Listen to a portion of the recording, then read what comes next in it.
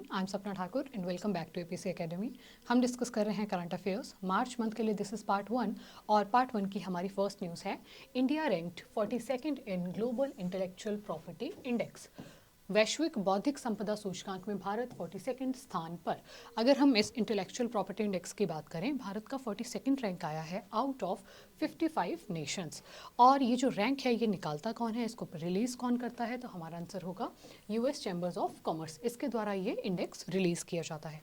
First पर कौन सा देश रहा, रैंक फर्स्ट मिला है यूएसए को, सेकंड पर है यूनाइटेड किंगडम एंड थर्ड पे है फ्रांस। अगर हम इंटेलेक्चुअल प्रॉपर्टी की बात करें कि इसका अर्थ क्या होता है, तो देखिए IP refers to creation of the mind such as invention, literary, artistic works etcetera. जो भी हम अपने माइंड से कुछ क्रिएट करते हैं, कोई चीज़ इन्वेंट करते हैं, कोई लिटरेरी वर्क क्रिएट करते हैं, उस सबको बोला जाता है इंटेलेक्चुअल प्रॉपर्टी।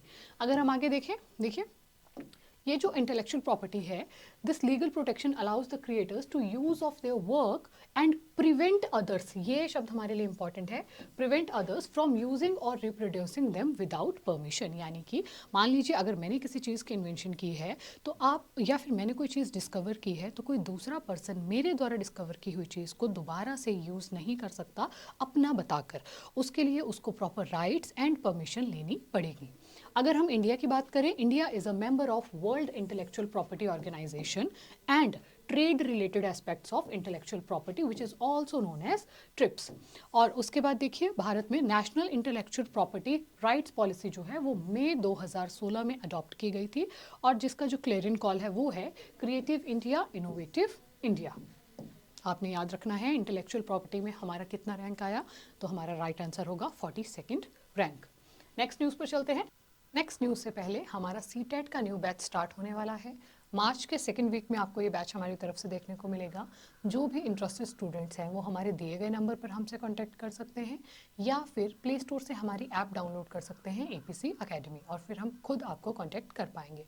सभी सोशल मीडिया साइट्स जैसे कि इंस्टाग्राम, फेसबुक पर हम अवेलेबल हैं, आप वहाँ पर भी हमारे साथ जुड़ सकते हैं और अपने सीटेट के पेपर 2 के लिए आप हमें ज्वाइन कर सकते हैं। And next we have 129th birth anniversary of Morarji Desai.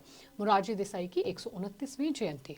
Morarji Desai Bharat के पूर्व प्राइम मिनिस्टर रह चुके हैं। इनका जन्म कब हुआ था, इनका जन्म हुआ था 29 फरवरी 1896 को, और उनकी मृत्यु हुई थी 10 अप्रैल 1995 को।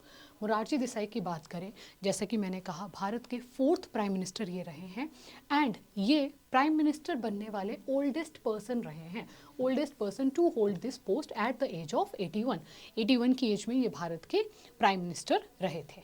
ये first non Congress prime minister of India थे। इसका अर्थ ये है इनसे पहले जितने भी प्राइम मिनिस्टर भारत के थे वो सभी कांग्रेस पार्टी से संबंध रखते थे, but he was the first non Congress, यानी कि पहले गैर कांग्रेसी प्राइम मिनिस्टर हमारे पास थे। कब से कब तक, 24 मार्च 1977 से लेकर 28 जुलाई 1979 तक इन्होंने भारत के प्राइम मिनिस्टर के रूप में सेवाएं अपनी दी हैं। और भारत का प्राइम मिनिस्टर बनने से पहले ये इंदिरा गांधी जी के समय पर इन्होंने डिप्यूटी प्राइम मिनिस्टर एंड वित्त मंत्री, फाइनेंस मिनिस्टर के रूप में भी अपनी सेवाएं भारत को दी हैं। अगर हम इनके आगे बात करें, 1990 में इनको निशान ए पाकिस्तान से सम्मानित किया गया, और निशान ए पाकिस्तान पाकिस्तान का सबसे सर्वोच्च सिविलियन पुरस्कार है। उसी के साथ ही 1991 में इन्हें भारत रत्न से सम्मानित किया गया, भारत रत्न जो कि भारत का सबसे सर्वोच्च पुरस्कार है। इनके समय पर बहुत इंपॉर्टेंट बात ये हुई कि 44th अमेंडमेंट 1978 के द्वारा राइट टू प्रॉपर्टी, जो कि आर्टिकल नंबर 31 में हमारा एक मौलिक अधिकार होता था, वो मौलिक अधिकार हटा दिया गया ड्यूरिंग हिज टेन्योर, और वो हटाया गया था 44वें संशोधन के द्वारा जो हुआ था 1978 में। वर्तमान में राइट टू प्रॉपर्टी कौन से आर्टिकल में उपस्थित है, तो हमारा राइट आंसर हो जाएगा आर्टिकल 300A। नेक्स्ट क्वेश्चन देखते हैं, या next news I would say.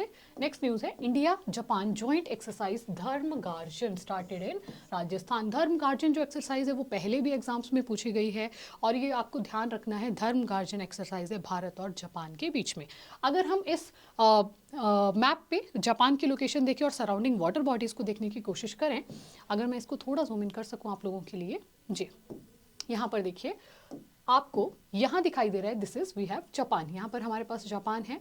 Japan के साथ में दो चीज़ें जो हमें करनी है यहाँ से, यहाँ पर है सी ऑफ ओखोस्टक। ओखोस्टक सागर है जो कौन से कंट्री में पड़ेगा, रशिया में पड़ेगा। और यहाँ पर हमारे पास है सी ऑफ जापान। अब देखिए ओखोस्टक सागर को जापान सागर से ये जल संधि जोड़ने का काम करती है, और इस जल संधि का हमारे पास राइट नेम हो जाएगा सोया जल संधि। सोया जल संधि वो जल संधि है जो ओखोस्टक सागर को, सी ऑफ ओखोस्टक को सी ऑफ जापान से जोड़ने का काम करती है। इसके साथ ही यहाँ दो छोटे देश हमें दिख रहे हैं, north Korea and south Korea, और उसके साथ में यहाँ पर हमारे पास एक और सागर है जिस सागर का नाम है येलो सी। येलो सी में कौन सी रिवर आकर मिलेगी, यहाँ से चाइना से एक मुख्य नदी येलो सी में आकर मिलती है जिस रिवर का नाम है हवांगहो, और जिसका दूसरा नाम हो जाएगा येलो रिवर। तो ये वो कंट्री है जापान जिसके साथ हो रही है धर्मगार्जन एक्सरसाइज। नेक्स्ट न्यूज देखते हैं। नेक्स्ट न्यूज हमारे पास है Mexico's Elisa de Anda new president of FATF। Mexico की जो एलिसा डी एंडा हैं वो FATF की नई अध्यक्ष। अब अगर हम FATF की बात करें, FATF stands for financial action task force. जो FATF है उसकी स्थापना हुई थी वर्ष 1989 में, और ये G7 which stands for group of 7, G7 देशों का ये एक इनिशिएटिव था। अब देखिए जो FATF है वो क्यों बनाया गया है, ये बनाया गया है to prevent money laundering and terrorism financing. जो भी आतंकवाद को स्पेशली फंडिंग मिलती है उन सभी गतिविधियों को रोकने के लिए निर्माण किया गया है FATF का। FATF के हेडक्वार्टर्स कहाँ लोकेटेड है, पेरिस की राजधानी फ्रांस में हो जाएंगे इसके हेडक्वार्टर्स। और FATF दो लिस्ट जारी करती है। वो दो लिस्ट कौन सी होती हैं, एक होती है ब्लैक लिस्ट, एक होती है ग्रे लिस्ट। देखिए जो नेशन ब्लैक लिस्ट में शामिल है मतलब उन पर तो सीरियस उनको मॉनिटर करने की आवश्यकता है और उनको सीरियस चार्जेस उन पर लगे होते हैं कि वो मनी लॉन्ड्रिंग गतिविधियों में शामिल हैं, टेररिस्ट फंडिंग में शामिल है। जो ग्रे लिस्ट में होते हैं, ग्रे लिस्ट में उतने सीरियस चार्जेस नहीं होते हैं, बट वो भी FATF की नज़र में रखे जाते हैं। फिलहाल ब्लैक लिस्ट में we have North Korea, Iran and Myanmar, और ग्रे लिस्ट में हमारे पास काफ़ी नेशंस हैं जिनमें से कुछ के नाम मैंने लिखे हैं, Bulgaria, Burkina Faso, Cameroon, Croatia, Kenya etcetera. Recently जो न्यूज़ हमारे लिए और इम्पॉर्टेंट हो जाती है, FATF ने अपनी ग्रे लिस्ट से कुछ देशों को बाहर निकाल दिया। बाहर निकालने का अर्थ क्या है कि पहले उन देशों को ग्रे लिस्ट में शामिल किया गया था क्योंकि हो सकता है वहाँ पर कुछ टेररिस्ट फंडिंग एक्टिविटीज़ हो रही हों, बट अब अगर FATF ये ऑब्जर्व करे कि अब वो देश प्रॉपरली काम कर रहे हैं, वहाँ पर कोई ऐसी एक्टिविटीज़ नहीं है, तो वो उसको नॉर्मल कंट्रीज़ की कैटेगरी में डाल देगा। इसीलिए FATF ने इन देशों को, कौन कौन से देश, UAE, Uganda, Barbados and Gibraltar को बाहर निकाल दिया है अपनी ग्रे लिस्ट से। नेक्स्ट न्यूज़ हमारे पास है गगनयान मिशन। अगर हम गगनयान मिशन की बात करें, गगनयान मिशन इसलिए भी चर्चा में है क्योंकि ये भारत का फर्स्ट ह्यूमन मिशन है जो हम स्पेस में भेजने वाले हैं। रिसेंटली प्राइम मिनिस्टर मोदी ने 4 एस्ट्रोनॉट्स की घोषणा की जो इस मिशन पे जाने वाले हैं। पहले आप यही फोटो ही देख लीजिए। सबसे पहले we have group captain Prashant Balakrishnan Nair, then we have group captain Ajit Krishna, then we have group captain Angad Pratap and wing commander Shubhanshu Shukla. ये 4 व्यक्ति होने वाले हैं जो भारत की तरफ से इस मिशन के तहत स्पेस में जाएंगे। ये जैसे कि मैंने कहा first crude Indian space mission है, एंड जो एस्ट्रोनॉट्स हैं वो रशिया में ट्रेन किए गए, यानी कि रशिया में उनको इस पूरी एक्टिविटी से रिलेटेड ट्रेनिंग दी गई। और भारत से पहले अगर भारत इस मिशन में सक्सेसफुल हो जाता है, we are hopeful about that, but उससे पहले अभी तक पूरी दुनिया में सिर्फ 3 ऐसे देश हैं जो ये करने में सक्सेसफुल हुए हैं, और वो 3 देश हैं farmer USSR, USA and China. और अगर एवरीथिंग गोज वेल तो फिर 4th कंट्री हो जाएगी हमारी इंडिया। नेक्स्ट न्यूज़ हमारे पास है an appointment, Gita Batra director at World Bank's GEF। Gita Batra विश्व बैंक के GEF में डायरेक्टर के पद पर चुनी गई, निदेशक के पद पर चुनी गई। अगर हम गीता बत्रा जी की बात करें, पिक्चर आपके सामने है, और ये हैं इंडियन बॉर्न इकोनॉमिस्ट, और इन्हें रिसेंटली अपॉइंट किया गया director of the independent evaluation office at World banks global environment facility. ये हो गई GEF की फुल फॉर्म। अगर हम वर्ल्ड बैंक की बात करें, वर्ल्ड बैंक की स्थापना हुई जुलाई 1944 में, and GEF which is global environment facility, इसकी स्थापना हुई लेटर ऑन जाके वर्ष 1991 में। अब GEF का कार्य क्या है, ये क्या काम करता है, to provide funds to developing countries for protecting global environment. जितने भी देश दुनिया भर में डेवलपिंग कंट्रीज हैं जो डेवलपमेंट की ओर हैं, अगर वो अपने देश में इन्वायरमेंट को प्रोटेक्ट करना चाहते हैं तो उसकी सहायता के लिए GEF उनको फंड्स प्रोवाइड करता है। और GEF की डायरेक्टर चुनी गई हैं India born Gita Batra. Next news हमारे पास अगेन एक एक्सरसाइज है और जिसका नाम है एक्सरसाइज दोस्ती। ये एक ट्राइलेटरल एक्सरसाइज है। ट्राइलेटरल एक्सरसाइज का मतलब है 3 देश इसमें भाग लेने वाले हैं। वो 3 देश कौन से? India, Sri Lanka and Maldives. India, Sri Lanka और मालदीव्स का अगर हम मैप देखें तो देखिए ये आपके पास साउथ इंडिया है। साउथ इंडिया आप देख पा रहे हैं थोड़ा सा पोर्शन। यहाँ पर हमारे पास श्रीलंका है, we all know this. And यहाँ पर ये है आइलैंड नेशन जिसका नाम हो जाएगा मालदीव्स। छोटे सा एक द्वीप देश है जिसका नाम है मालदीव्स। अब अगर हम भारत और मालदीव्स का ही इंपॉर्टेंट पॉइंट डिस्कस करें, भारत और मालदीव्स को जो लाइन एक दूसरे से अलग करती है उस लाइन की वैल्यू है 8 डिग्री, यानी कि 8 डिग्री अक्षांशीय रेखा भारत को मालदीव से अलग करती है। और दूसरी बात, अगर हम देखें कि इंडिया और श्रीलंका के बीच में एक चीज़ मैं डिस्कस करना चाहती हूँ जिसे कहा जाता है स्ट्रेट। स्ट्रेट को हम हिंदी में कहते हैं जल संधि या फिर जल डमरू मध्य भी उसे कहा जाता है। जल संधि क्या होती है? स्ट्रेट एक ऐसी नैरो वाटर बॉडी होती है जो कि 2 लार्ज वाटर बॉडीज को कनेक्ट करे। अब आप देखिए यहाँ पर है बे ऑफ बंगाल, यहाँ पर है हमारे पास इंडियन ओशन, और यहाँ पर ये जो नैरो वाटर बॉडी है ये इन दोनों को कनेक्ट करने का कार्य कर रही है। और इस नैरो वाटर बॉडी का नाम हो जाएगा पाक जल संधि। पाक स्ट्रेट किसको किसको कनेक्ट कर रही है? Connecting Bay of Bengal with Indian Ocean. और ये 3 देश हैं हमारे सामने जिनके बीच में होने जा रही है एक्सरसाइज दोस्ती। 3 देश कौन से रहेंगे? तो India, Sri Lanka and Maldives. Next question we have, next news we have, Justice Ajay Manikral Khanvilkar, new Lokpal of the country. Justice Ajay Manikrao Khanwilkar देश के नए लोकपाल। लोकपाल एक बहुत इंपॉर्टेंट बॉडी है जिसका मुख्य काम है करप्शन को रोकना। किसकी करप्शन को रोकना? सरकारी कर्मचारी हो, कोई मंत्री हो, चाहे देश के प्रधानमंत्री हो, कोई भी करप्शन ना करे, करप्शन पर रोक लगाई जाए, इसी के लिए बनाई गई है लोकपाल, एक बहुत ही अहम बॉडी। अब अगर हम देखें, जैसे कि मैंने कहा, Lokpal is an anti corruption body that can investigate corruption charges against public servants. Public servants उसमें सारे सभी सरकारी कर्मचारी आ गए, prime minister and cabinet ministers. इसका मोटो क्या है? लोकपाल का मोटो है do not be greedy for anyone's wealth. और this is very very important. Bharat के प्रथम लोकपाल कौन थे? तो हमारा आंसर हो जाएगा जस्टिस पिनाकी चंद्र घोष। वो भारत के प्रथम लोकपाल थे। और उनके बाद अब जो नेक्स्ट लोकपाल भारत के बने हैं वो बने हैं जस्टिस अजय एम खानविलकर। अब देखिए जो लोकपाल है, लोकपाल में एक चेयरपर्सन होता है एंड उसमें मैक्सिमम हो सकते हैं 8 मेंबर्स। उन 8 मेंबर्स में भी आगे कैटेगरी की गई है कि 4 मेंबर जुडिशियल बॉडी से रिलेटेड होने चाहिए, 4 नॉन जुडिशियल। अब जुडिशियल मेंबर्स कैसे हो सकते हैं? या तो वो रिटायर्ड जज हो सकते हैं सुप्रीम कोर्ट के, या फिर वो रिटायर्ड चीफ जस्टिस हो सकते हैं हाई कोर्ट के। तो या तो आप सुप्रीम कोर्ट के जज रहे हो तो भी आप लोकपाल या लोकपाल के सदस्य बन सकते हैं, या फिर अगर आप भारत के किसी भी हाई कोर्ट के मुख्य न्यायाधीश रहे हो तो फिर आप लोकपाल के सदस्य या फिर लोकपाल बन सकते हैं। रिसेंटली कौन बने हैं? तो आप याद रखेंगे justice Ajay. Next news we have, Peru declares health emergency due to dengue. Peru ने डेंगू के कारण स्वास्थ्य आपातकाल की घोषणा की। अब अगर हम पेरू की बात करें, पेरू एक कंट्री लोकेटेड है साउथ अमेरिका महाद्वीप में। साउथ अमेरिका महाद्वीप का मैप आपके सामने है और यहाँ पर आप ग्रीन इन कलर जो कंट्री देख पा रहे हैं, this country is Peru. Peru में डेंगू की वजह से उन्होंने हेल्थ इमरजेंसी घोषित की।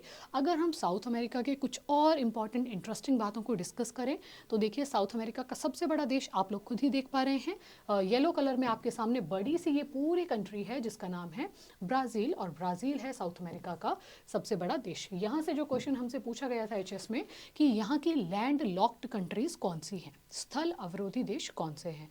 स्थल अवरोधी देश वो होते हैं जो दोनों तरफ से भूमि से घिरे हों। तो इस मैप में आप देख पा रहे हैं, यहाँ पर हमारे पास है बोलीविया और यहाँ पर हमारे पास है पराग्वे। 2 ऐसे देश हैं जो चारों तरफ से किसी अन्य भूमि से घिरे हुए हैं, कहीं से भी इनका बॉर्डर टच नहीं होता। तो ये दोनों कंट्रीज हैं यहाँ की लैंडलॉक्ड कंट्रीज। पेरू का हमने मेंशन किया, पेरू यहाँ पर इधर पेरू करंट भी है। पेरू करंट को हम्बोल्ट करंट भी कहा जाता है, that is very important current, ocean current है एक। और पेरू कैसा करंट है? तो हमारा राइट आंसर हो जाएगा Peru is a cold current. दो यहाँ पर इंपॉर्टेंट डेजर्ट्स हैं। पहले तो अर्जेंटीना में यहाँ जो इंपॉर्टेंट डेजर्ट है उसका नाम है पेटागोनिया, एंड यहाँ पर चिली में जो डेजर्ट लोकेटेड है उसका नाम हो जाएगा अटाकामा। अगली न्यूज देखते हैं। Next news we have the world's lowest fertility rate in South Korea. और कितना फर्टिलिटी रेट है वहां पर? 0.72। दिस इज प्लस 0.72, आप इसे माइनस ना समझे। विश्व का सबसे कम प्रजनन दर दक्षिण कोरिया में, और वो कितना है? वो है 0.72। अब सबसे पहले तो बात आ जाती है फर्टिलिटी रेट होता क्या है। ज्योग्राफी सब्जेक्ट के हिसाब से देखें तो ये बहुत इंपॉर्टेंट टर्म आती है पॉपुलेशन ज्योग्राफी में specially, and TFR stands for total fertility rate होता है average number of children women can produce in her life time, that is 15 to 49 years. यानी कि अपने पूरे जीवन काल के दौरान एक महिला कितने बच्चों को जन्म दे सकती है, वो हो जाएगा TFR, टोटल फर्टिलिटी रेट। और 15 to 49 इसलिए लिखा गया है क्योंकि यही उसकी पूरी एक रिप्रोडक्टिव एज होती है। अब देखिए पूरी दुनिया का TFR कितना है? पूरी दुनिया का TFR है ऑन एन एवरेज 2.3%, और हमारे लिए अच्छी बात यह है कि भारत का TFR है ओनली 2, यानी कि 2 चिल्ड्रन पर वुमेन। TFR हमारे लिए क्यों इंपॉर्टेंट होता है? पॉपुलेशन का फ्यूचर अनुमान लगाने के लिए। जैसे मान लीजिए कुछ देश हैं, अफ्रीकन कंट्रीज स्पेशली, जहाँ का TFR 6 है, तो इसका मतलब है वहाँ की प्रत्येक महिला अपने जीवन काल में 6 बच्चों को जन्म दे रही हैं। तो अगर TFR 6 है तो पॉपुलेशन इन फ्यूचर 6 गुना आगे बढ़ने वाली है। तो इसीलिए हमने एक टारगेट बनाया था, यानी कि इंडिया ने एक टारगेट बनाया था कि हमें TFR को 2.1 से कम लाना है, और जो कि करने में हम सक्सेसफुल हो चुके हैं क्योंकि हमारा TFR पहुंच चुका है 2 पर। और जैसे कि मैंने कहा, resulting in achievement of the replacement level of fertility. Replacement level of fertility यही कहता है कि अगर एक महिला स्पेशली अगर अपने जीवन काल में 2 बच्चों को जन्म देती है तो वो उतना ज़्यादा पॉपुलेशन एक्सप्लोजन में काम नहीं करेगा, वो इजीली पॉपुलेशन रिप्लेस हो जाएगी। बट अगर हम अपने जीवन काल में उससे अधिक बच्चों को जन्म देते हैं तो ऑब्वियसली आने वाले समय में पॉपुलेशन इंक्रीज होती जाएगी। And I hope you know that कि भारत की पॉपुलेशन एट प्रेजेंट पूरे विश्व में हाईएस्ट है, सबसे टॉप पर है।